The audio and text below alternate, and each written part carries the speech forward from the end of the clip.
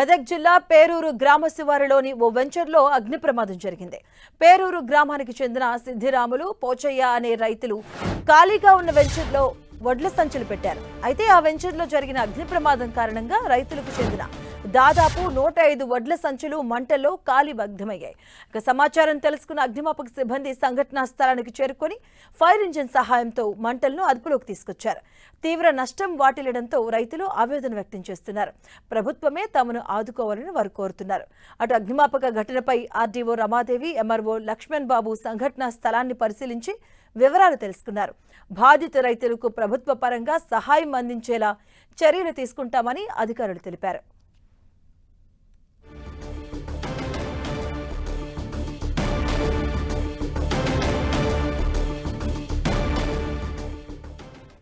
మెదక్ జిల్లా పేరూరు గ్రామ శివారులోని ఓ వెంచర్లో అగ్ని ప్రమాదం సంభవించింది.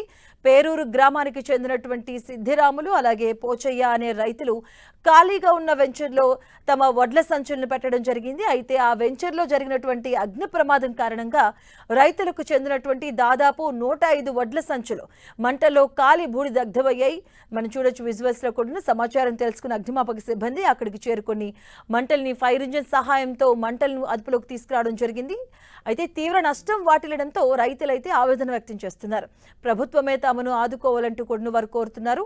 అటు అగ్నిమాపక ప్రమాద ఘటనపై ఆర్డీఓ రమాదేవి, ఎంఆర్ఓ లక్ష్మణ్ బాబు సంఘటనా స్థలాన్ని పరిశీలించి వివరాలు తెలుసుకున్నారు.